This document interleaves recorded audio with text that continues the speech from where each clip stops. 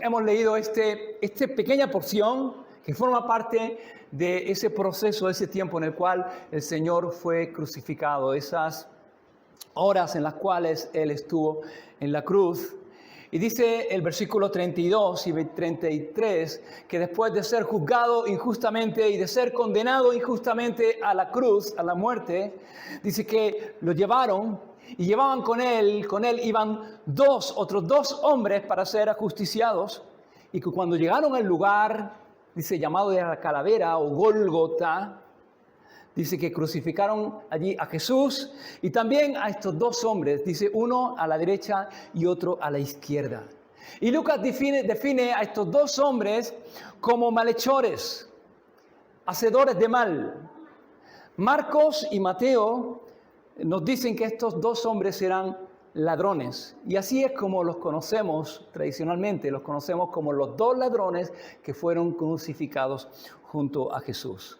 La tradición y la leyenda dice que estos hombres tenían nombre y que sus nombres eran Dimas y Gestas. Pero eso es lo que dice la leyenda, eso es lo que dice la tradición.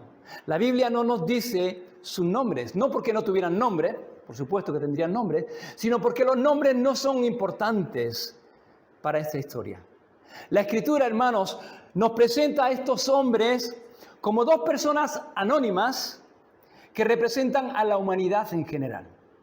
Y vemos que estos eran ladrones, los dos eran pecadores, los dos estaban al borde de la muerte, los dos estaban en la misma situación, crucificados allí, en la misma condición. Y Jesús fue crucificado y dice que fue crucificado en medio de los dos. ¡Qué casualidad! Podía haber sido crucificado a un extremo o a otro, pero fue crucificado en medio. Y no es casualidad, hermanos. Estaba establecido así. No es casualidad. Jesús estaba en medio de ellos. Estaba a la misma distancia de uno que de otro. Jesús estaba al mismo alcance, al alcance de los dos. Los dos tuvieron la misma oportunidad y sin embargo, uno murió con esperanza y otro murió en oscuridad. Y sabemos que según lo que la Biblia nos dice, en este mismo instante uno está en el infierno y otro está en el cielo. Uno se salvó, otro se perdió. ¿Cuál fue la diferencia, hermanos? La actitud. Con C, hermanos, no con P, no la aptitud, porque ninguno somos aptos delante de Dios. Pero la actitud, la forma en la que nosotros reaccionamos ante la cruz, la forma en la que nosotros respondemos a ese Cristo crucificado es lo que marca la diferencia. Y es lo que marcó la diferencia, hermanos, en estos hombres. La actitud que cada uno de ellos tuvo ante Jesús. La respuesta de cada uno de ellos ante el Cristo crucificado. Y estos dos hombres, hermanos, representan en relación a Dios las dos clases de hombres que existen y las dos clases de respuestas que el ser humano puede dar ante Dios, ante la cruz. Y en esta mañana yo quiero que veamos rápidamente y de una manera sencilla, creo que voy a ser breve en esta mañana, cuáles son estos dos tipos de actitud. Porque aquí encontramos, hermanos, dos ejemplos.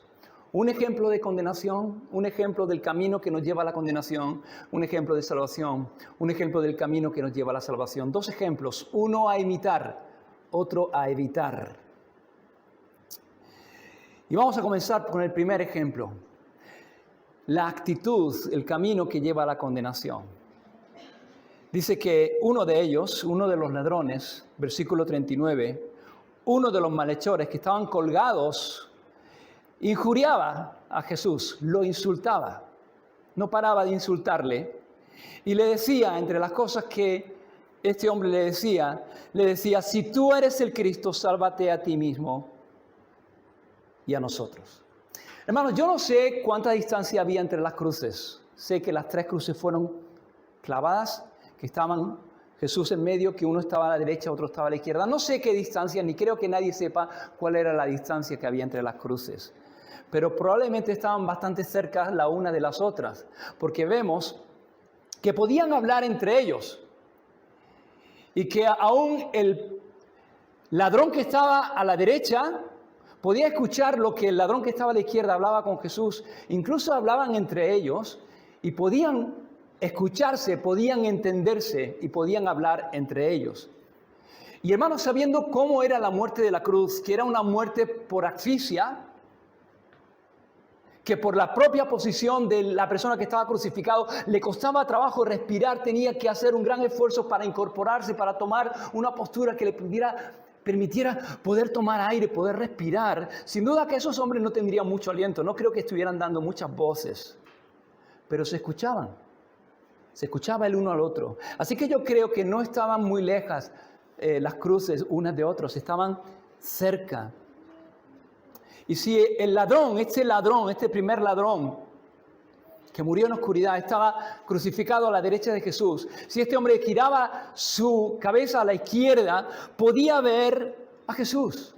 Podía ver las marcas de la corona de espinas sobre sus cabezas. Podía ver su rostro hinchado por los golpes. Podía ver sus manos y sus pies traspasados por los clavos. Podía ver su cuerpo ensangrentado y molido por los golpes, por el flagelo romano, por los latigazos. Y pudo escuchar a Jesús. Y pudo escuchar las palabras del Señor cuando, orando a su Padre, dijo: Padre, perdónalos porque no saben lo que están haciendo. Este hombre estaba cerca de Jesús, pero no era salvo. Y lo primero que nos enseña, y vemos en este pasaje, y en el ejemplo de este hombre, es que estar cerca de Jesús no es suficiente. Estar cerca del Señor no es suficiente. Tú puedes estar cerca de Jesús, pero eso no te hace salvo. Hay mucha gente que está cerca de Jesús y sin embargo no son salvos. Hay gente que se interesa mucho por la religión, que le interesa mucho este tema de Dios y que incluso saben acerca de Jesús. Personas que incluso pueden ser eminentes teólogos, estudiosos de Dios y sin embargo no ser salvos. Puede que haya personas que vengan a este lugar o que vayan a la iglesia porque les gusta, porque se sienten bien. Personas que incluso han crecido en la iglesia, niños de escuela dominical, que están cerca de Jesús, que están cerca de la cruz y sin embargo no son salvos. Tú puedes saber mucho de Jesús y no conocer a Jesús. Tú puedes estar de acuerdo, tú puedes saber, incluso puedes afirmar que Jesús es el Salvador, pero eso no te hace salvo. Necesitas experimentarlo, no como el Salvador, sino como tu Salvador. Job dijo, él escribió y él dijo: de oídas te había oído, pero ahora mis ojos te ven. Y puede que lleves toda la vida oyendo acerca de Jesús, oyendo acerca de lo que Él ha hecho en otros, pero eso no te va a salvar. Necesitas verlo. Necesitas verlo con tus ojos. La experiencia de otro no te va a salvar. Necesitas tener tu propia experiencia personal con ese Cristo resucitado, con ese Cristo crucificado y resucitado. No dejes que otros sigan contándote cómo es ese lugar. Tú y yo, de manera personal, necesitamos hacer nuestra propia visita a la cruz y encontrarnos cara a cara con ese Cristo crucificado allí en ese lugar por ti y por mí. Este hombre es un hombre que estaba cerca de Jesús como pocos en su muerte. Pocos estuvieron tan cerca de Jesús en su muerte como este hombre. A lo mejor solamente el otro ladrón estaba tan cerca de Jesús como estaba este hombre. Pero este hombre no era salvo. Este hombre, dice el versículo 39, que le injuriaba, que insultaba al Señor y que le decía: si tú eres el Cristo, sálvate a ti mismo y a nosotros. Pregunta, hermanos, ¿quería ser este hombre salvo? Él le decía: sálvate a ti mismo y sálvanos a nosotros. ¿Quería este hombre ser salvo? Sí, quería ser salvo. Este hombre quería salvarse. La pregunta es, ¿de qué quería salvarse? ¿Y cómo quería salvarse? Este hombre quería salvarse a su manera. Y él quería establecer la naturaleza de su salvación. Y no solamente la naturaleza de la salvación, sino la forma de su salvación. Este hombre quería salvarse, pero ¿de qué quería salvarse?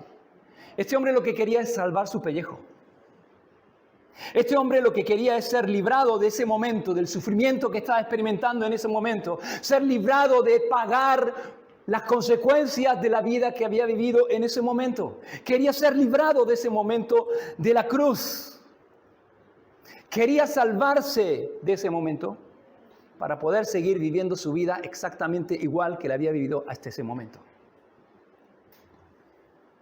Y hay personas, hermanos, que acuden a Dios para que les salve del momento en el que están viviendo. Vienen a Dios simplemente buscando que les salve de ese momento, que les salve de esa crisis. Tal vez una crisis matrimonial, una crisis económica, que les salve de su problema en ese momento. Tal vez un problema de salud, un problema con los hijos. Cantidad de situaciones y problemas y tormentas que podemos pasar en esta vida. Y hay personas que vienen a Dios simplemente buscando salvación de ese momento, de esa situación. Pero no quieren cambiar. No quieren que Jesús les cambie. Quieren simplemente ser librados de ese momento, poder bajar de la cruz para seguir caminando en su vida de pecado y en su vida dándole la espalda a Dios.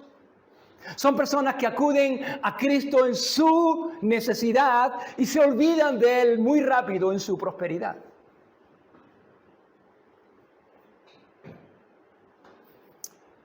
Pero Cristo no vino, hermanos.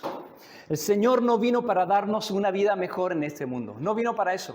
Por supuesto que con Cristo la vida en este mundo es mucho mejor, pero el Señor no vino para darnos una vida mejor en este mundo. El Señor no vino para librarnos de nuestros problemas en este mundo. Por supuesto que en este mundo los problemas se llevan mucho mejor con el Señor. Las tormentas se llevan mucho mejor con el Señor si tú sabes que el Señor está en tu barca. Pero el Señor no vino a librarnos de los problemas de este mundo. Él no vino para eso. El Señor vino para salvarnos, para cambiar nuestra vida, para librarnos de la condenación. Y este hombre quería ser salvo, pero quería ser salvo de lo que quería ser salvo. ¿Y cómo quería ser salvo? Él mismo también establecía no solamente la naturaleza de su salvación, sino la forma de su salvación. Él le dijo: Señor, bájate de la cruz, si eres el Cristo, bájate, sálvate a ti mismo y de paso nos salvas a nosotros. Él no quería hacer nada, él quería que Jesús lo hiciera todo, que él se bajara, que Jesús se bajara de la cruz, que se salvara y que luego de paso les salvara también a ellos. Este hombre quería salvarse, pero quería salvarse a su manera. Y lo segundo que aprendemos del ejemplo de este hombre es, hermanos, que no podemos salvarnos a nuestra manera. Yo no sé si tú alguna vez has hablado del Señor a alguien, le has dicho a alguien: oye, ¿tú crees en Dios? Y esta persona te ha dicho: sí, yo creo en Dios, pero yo creo en Dios a mi manera. Personas que creen en Dios a su manera y que piensan que pueden salvarse a su manera. Que piensan que si no hacen tal o cual cosa, o si hacen tal o cual cosa, entonces eso les va a llevar a ser salvos. Hermanos, si pudiéramos salvarnos a nuestra manera, si el hombre pudiera salvarse a su manera, habría tantas formas de salvación como personas hay en el mundo. Habría por lo menos 8,000 millones de caminos diferentes que nos llevan a la salvación. Pero eso no es lo que enseña la Biblia, ni es lo que el Señor Jesús dijo. Jesús dijo: yo soy el camino, la verdad y la vida, y nadie viene al Padre sino a través de mí. Nadie puede ir al Padre sino a través de Cristo. Nadie puede ser salvo sino a través de Jesucristo y a través de su cruz. Yo soy el camino, el único camino, la única manera en la cual nosotros podemos ser salvos y ser presentados sin culpa, sin mancha delante de Dios, es a través de Cristo. Es a través de esa sangre que Él vertió en esa cruz para limpiar nuestros pecados.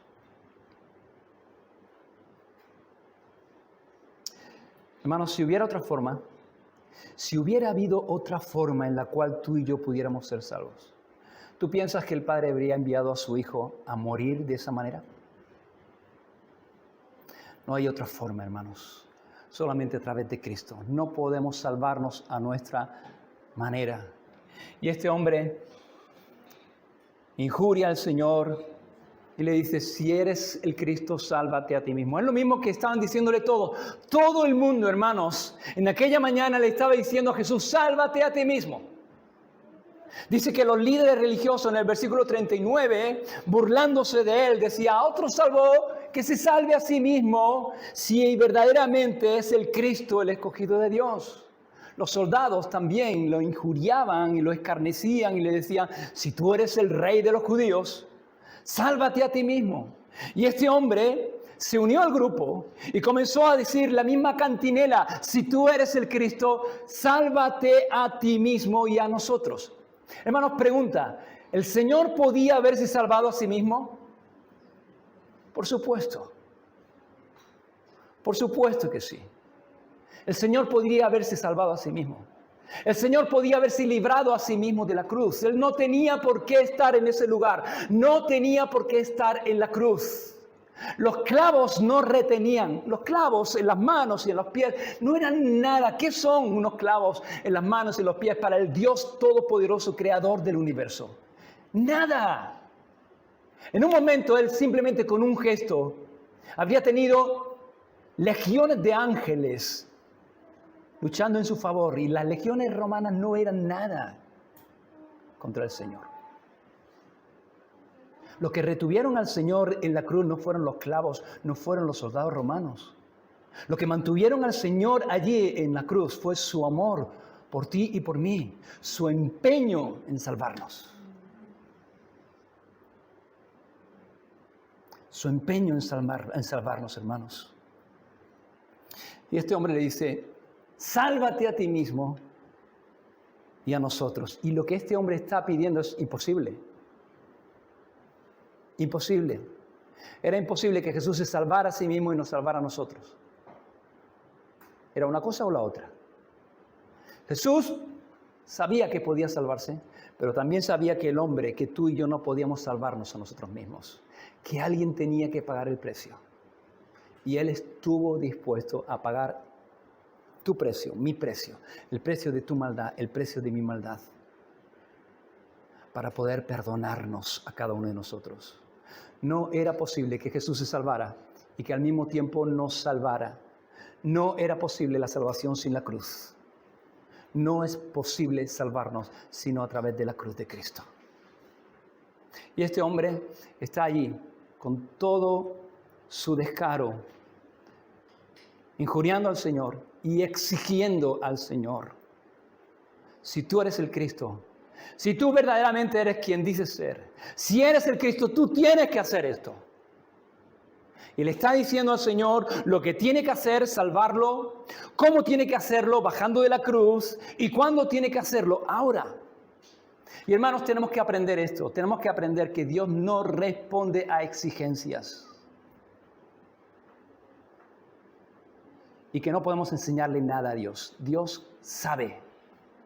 Dios sabe lo que tiene que hacer. Dios sabe cómo tiene que hacerlo. Dios sabe cuándo tiene que hacerlo, hermanos. Y no solamente en cuanto a nuestra salvación, sino en cuanto a la obra que Él sigue haciendo en nuestra vida. Él sabe lo que tiene que hacer en nuestras vidas. A veces nosotros le decimos, Señor, tú tienes que hacer esto, o tienes que hacer lo otro. Señor, tienes que hacer esto en mi vida, o tienes que hacer esto. Hermanos, no pretendamos enseñar a Dios lo que Él tiene que hacer. Él sabe lo que tiene que hacer, Él sabe cómo tiene que hacerlo, Él sabe cuándo tiene que hacerlo. Y Él siempre hace lo mejor. Hermanos, Jesús sabe lo que tiene que hacer. ¿Quería Jesús salvar a este hombre, hermanos? Por supuesto. La Biblia dice que Dios quiere salvar a todos. Por eso estaba en la cruz. Por eso permaneció en la cruz, aunque todos les decían que bajase, porque quería salvar a este hombre, porque Él quiere ofrecernos su salvación. Pero la salvación que quería extenderle a este hombre era infinitamente mejor y más grande que la salvación que este hombre estaba pidiendo para su vida. Y hermanos, nosotros pedimos, y pedimos lo que queremos, lo que deseamos. Pedimos, y como dice Santiago, no recibimos porque pedimos mal, para nuestros deleites, para nuestros deseos pecaminosos. Nosotros pedimos lo que queremos Pero hermanos, no pedimos lo que necesitamos. Y el Señor no nos va a dar lo que queremos, nos va a dar lo que necesitamos. Porque a veces queremos cosas que no solamente no necesitamos, sino que no nos van a hacer bien. Y Dios sabe que es lo mejor. Por eso es sabio, como decíamos en esta mañana, orar de esta manera. Señor, hay este deseo en mi corazón. Señor, yo anhelo esto. Creo que es conforme a tu voluntad. Pero si no lo es, no se haga mi voluntad, Señor. Hágase la tuya. Porque tú ves más alto, Señor. Tú sabes mejor. Yo sé lo que creo que necesito. Tú sabes lo que necesito. Yo sé lo que creo que es mejor para mi vida. Tú sabes lo que es mejor para mi vida. Así que, Padre, con toda confianza, hágase tu voluntad. Así que, hermanos, de este hombre aprendemos estas tres cosas. Número uno, estar cerca no es suficiente. Necesitamos una experiencia personal con el Señor. No podemos salvarnos a nosotros mismos. No podemos, hermanos, exigirle nada a Dios. Dios no responde a exigencias. Él sabe lo que tiene que hacer, cómo tiene que hacerlo, cuándo tiene que hacerlo. Y lo que Él quiere siempre es lo mejor para nosotros. Vamos a ver el segundo ejemplo. La actitud y el camino. Este hombre es la actitud y el camino que nos lleva a la condenación. Si somos así, si queremos salvarnos como a nosotros nos parece, a nuestra manera, si simplemente queremos estar cerca, pero no queremos estar comprometidos, no queremos que el Señor nos cambie, queremos seguir con nuestra vida, si simplemente estamos continuamente exigiendo a Dios que haga cosas y no sometiéndonos a la voluntad de Dios, el camino que nos espera no es la salvación, es la condenación. Hay un camino que nos lleva a la salvación. Y es el camino que tomó el segundo malhechor, el segundo hombre. Dice que el versículo 40 que respondiendo el otro, le reprendió a su compañero y le dijo, ¿ni aún temes tú a Dios estando en la misma condenación? ¿Ni aún temes tú a Dios estando en la misma condenación? Este hombre, este segundo hombre era alguien que tenía temor. Tenía temor. ¿El otro tenía temor? Sí, tenía temor. Tenía temor a morir. Le tenía miedo a la muerte y está dispuesto a cualquier cosa por salvar su pellejo. Y son muchos los que tienen miedo a la muerte. El miedo a la muerte ocupa el primer lugar en todas las listas de los temores del hombre, está el miedo a la muerte. Pero este segundo ladrón no tenía tanto miedo a morir, sabía que iba a morir, sabía que de ahí no salía. Lo que le preocupaba, lo que le causaba temor era la situación en la cual iba a morir, estando, dice, en la misma condenación. Su temor era un temor de Dios, un temor a Dios. ¿Por qué? Porque no había resuelto el asunto de la eternidad en su vida. Él sabía que era pecador, él sabía que estaba bajo la ira y la condenación de Dios, y él sabía que si moría en ese mismo momento y en esa misma condición, él sabía cuál era su destino. No era con Dios, era alejado eternamente de Dios, era el infierno. Lo que le preocupaba no era que iba a morir, lo que le preocupaba es el estado en el cual él iba a morir, estando en la misma condenación. La pregunta que yo te lanzo a ti en esta mañana es si tú tienes resuelto ese asunto. Porque no hay asunto más importante que el hombre debe resolver en esta vida, y cuanto antes mejor, que el asunto de dónde va a pasar la eternidad. Si tú en este mismo momento, saliendo de ahí, te diera un golpe de calor, te cayera algo encima, un meteorito, un rayo, lo que sea,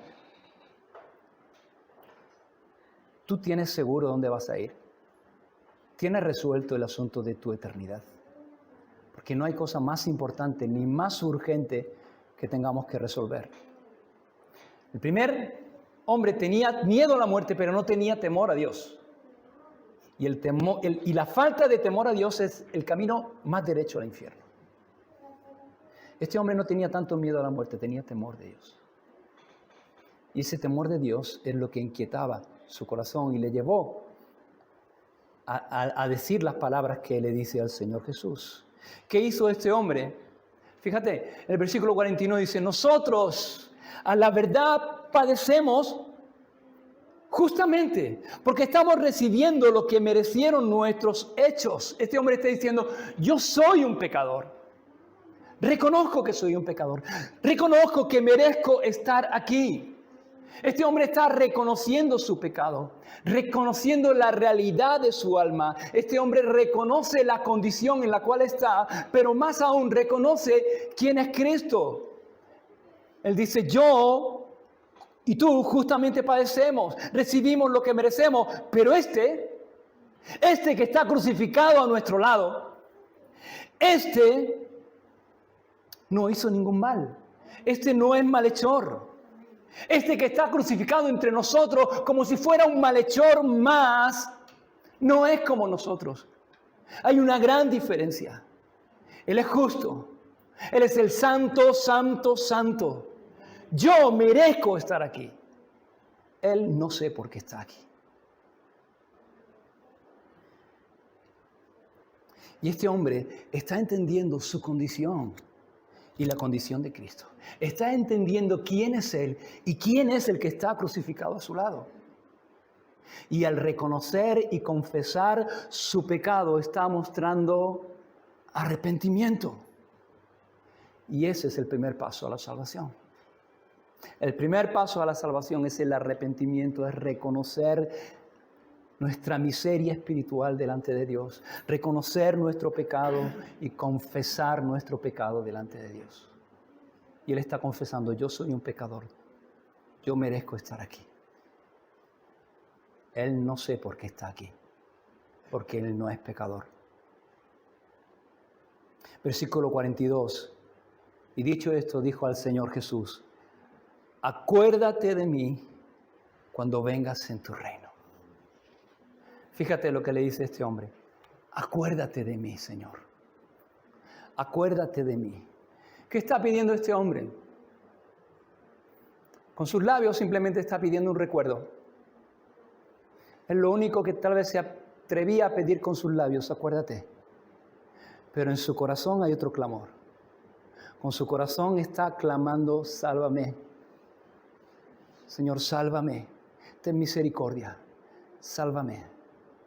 Y el Señor Jesús no escuchó lo que sus labios decían, escuchó lo que su corazón estaba clamando.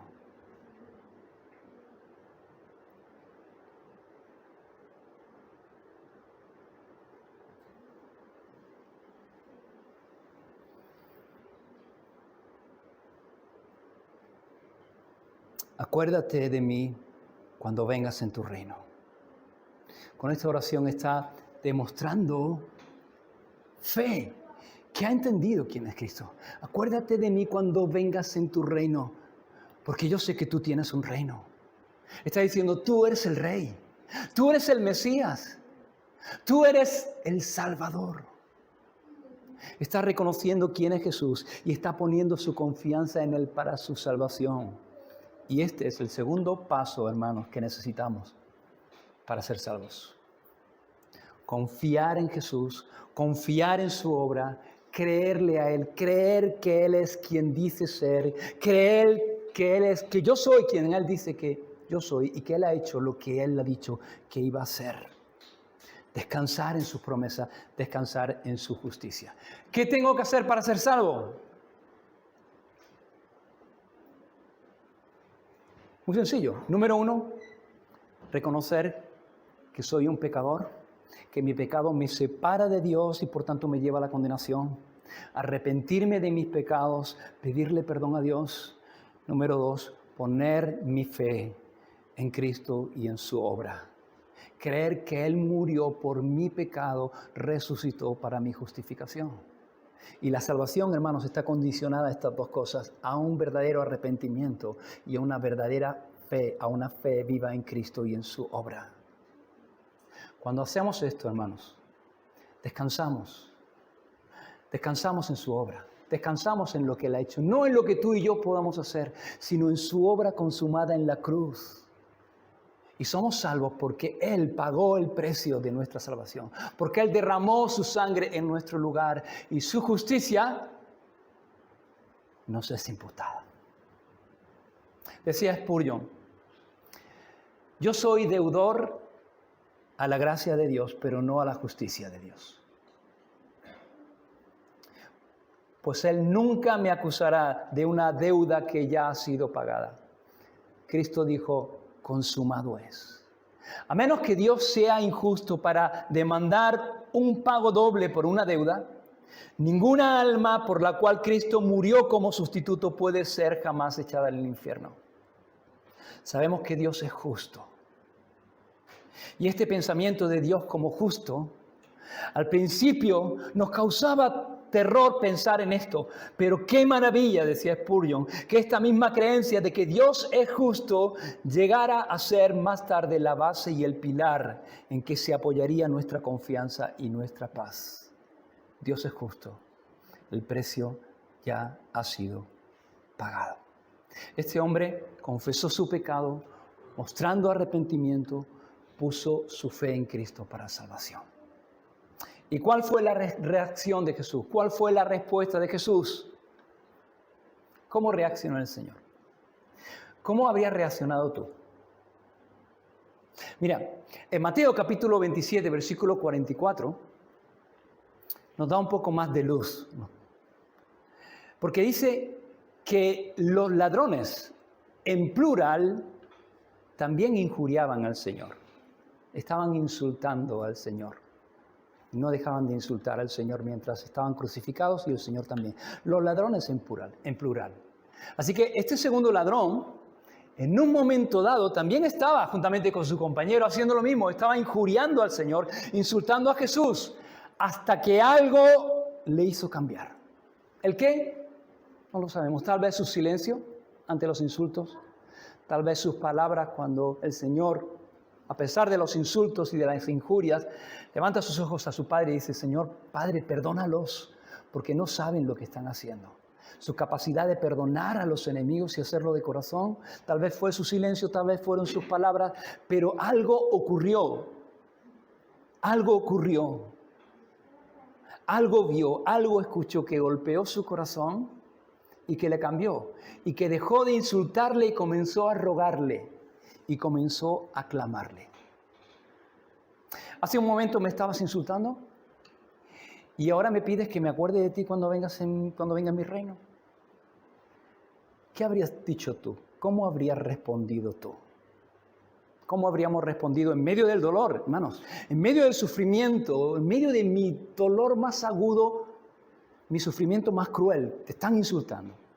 Y ahora mismo que te estaba insultando antes viene y te dice, y te ruega, acuérdate de mí. Me voy a acordar, no te preocupes. Me he quedado con tu cara. No me voy a olvidar de ti, ni me voy a olvidar de lo que has dicho hace un rato. Y de lo que has hecho hace un rato. Así habríamos respondido tú y yo, seguramente.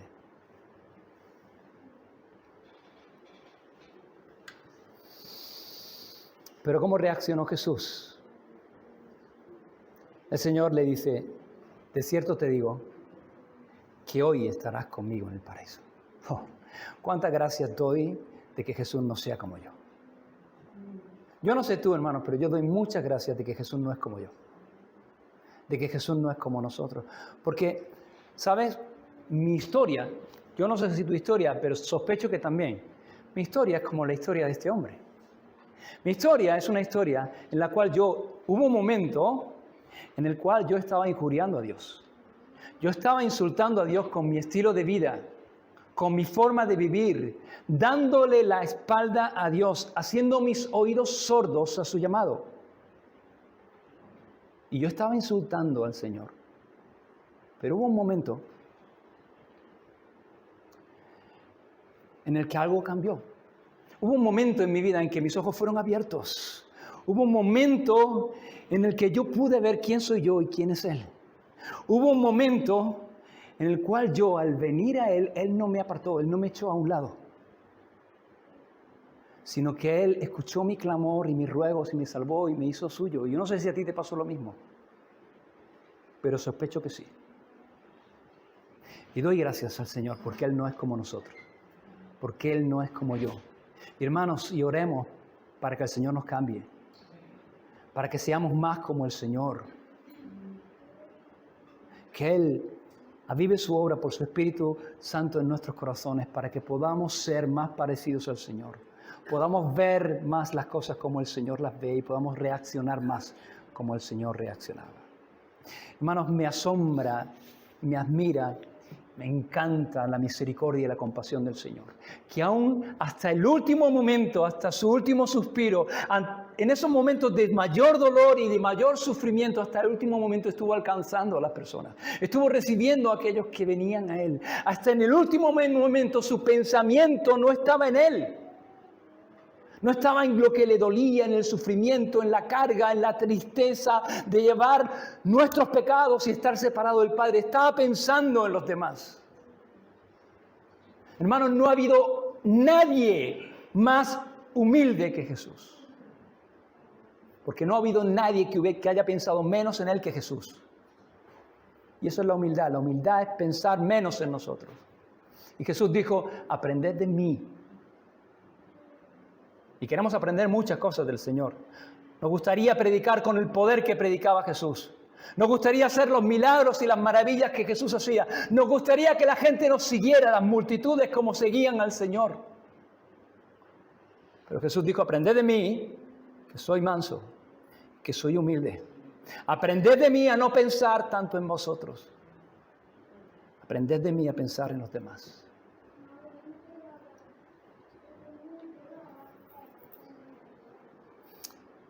¿Cuál es la respuesta de Dios al arrepentimiento y a la fe? Salvación. Salvación. Dice, en verdad te digo, hoy estarás conmigo en el paraíso. Hermanos, el Señor no le va a salvar de morir. Este hombre va a morir como el otro. No le va a salvar de morir. Eso es lo que quería el otro hombre. El otro quería que le salvara de morir. Jesús no va a salvar de morir, pero le va a salvar de la muerte, hermanos. Jesús le dice, en un rato vas a morir, pero no te preocupes, vas a estar conmigo en el paraíso. Hoy estarás conmigo en el paraíso. Y en este pasaje, hermanos, aprendemos muchas cosas. Y aprendemos teología también. Aprendemos que no existe tal cosa como el purgatorio. Este hombre era un pecador que estaba allí en ese lugar porque era un pecador y él sabía que era un pecador. Y murió en el mismo instante. No le dio tiempo a purgar nada de sus pecados en esta vida. Debería haber ido al purgatorio a purgar sus pecados un rato antes de poder ir al paraíso. Pero Jesús le dice, hoy tú estarás conmigo en el paraíso. Y aprendemos también que no hay tal cosa como el sueño del alma. Que cuando morimos quedamos como dormidos y estamos dormidos durante un tiempo hasta que el Señor nos despierte al final de los tiempos. No existe tal cosa. Pablo dice, estar ausentes al cuerpo es estar presentes al Señor, hermanos. Y en el momento, hermanos, que tú mueras, en el momento que cierres los ojos a este lado de la eternidad, vas a abrir los ojos a Cristo, al Señor. Y el hombre recibe esta gloriosa promesa de que en un rato estaría con Jesús en el paraíso. No solo, hermanos, que estaría en el mismo lugar que Jesús. No solo que iba a estar allí, que el Señor estaría allí, que tal vez vería al Señor de lejos. El Señor le dice, estarás conmigo en el paraíso. Y eso es lo glorioso. Hermanos, cuando no conocemos al Señor, lo que nos atrae del paraíso es el lugar. Que va a ser un lugar mucho más impresionante, mucho más hermoso, mucho más glorioso de lo que podamos imaginar. Un lugar de plenitud de belleza, un lugar donde no hay dolor, donde no hay enfermedad, donde solamente hay gozo, felicidad.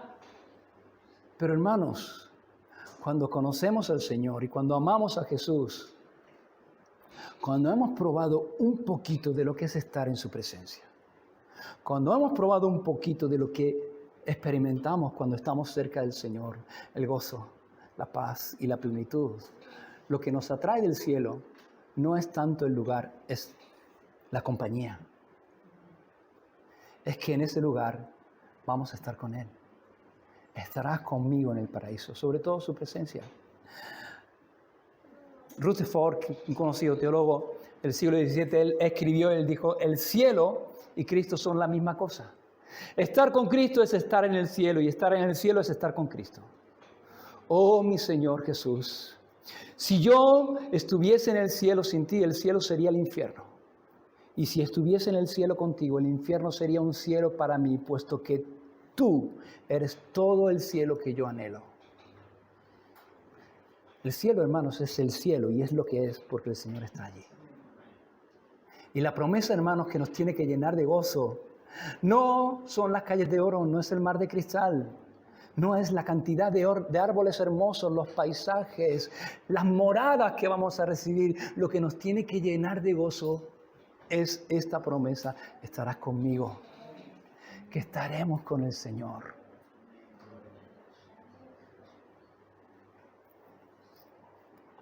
Y recuerda, este hombre era un hombre que tenía temor, pero en ese lugar, en el Calvario, todo su temor se disipó.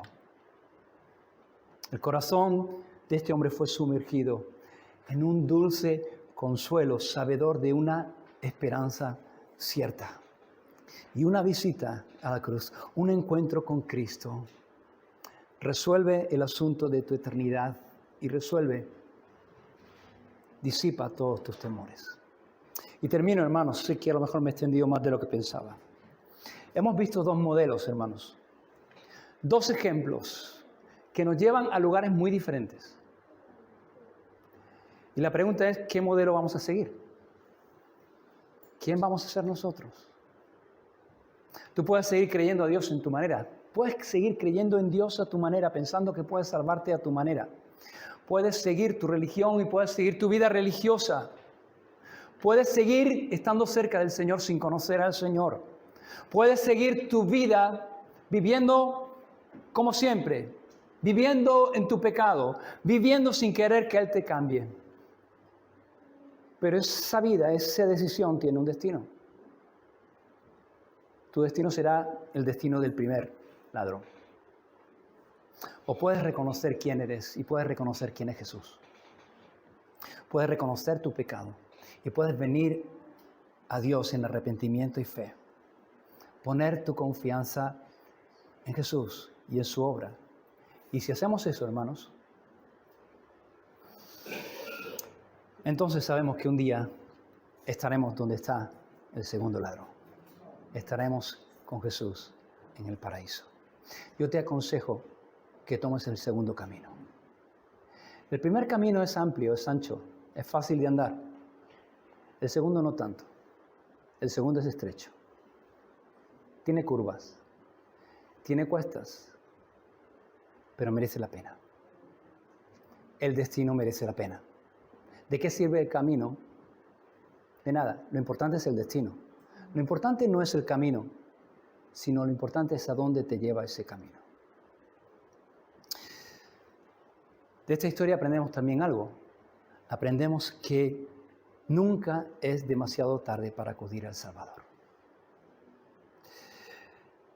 Como decía un predicador, sabemos de un caso de alguien que se convirtió en las mismas puertas de la muerte.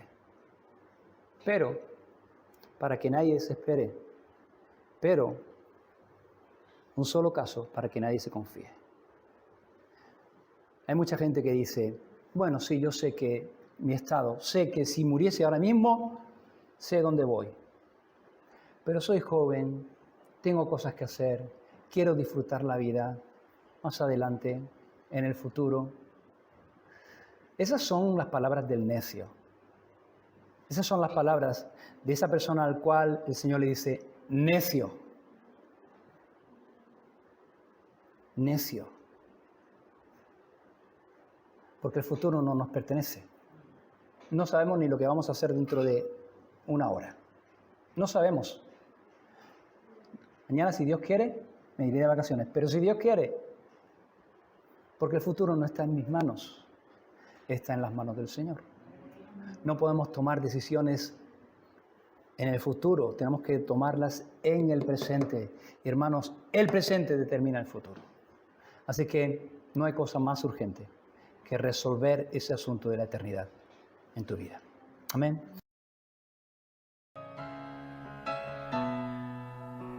Una misma visión para un nuevo siglo, una generación que levanta a Cristo y se une en oración, clamando por España. Nuestras posesiones nuestros corazones pertenecen al Señor de señores, no importa el precio, salva nuestra España.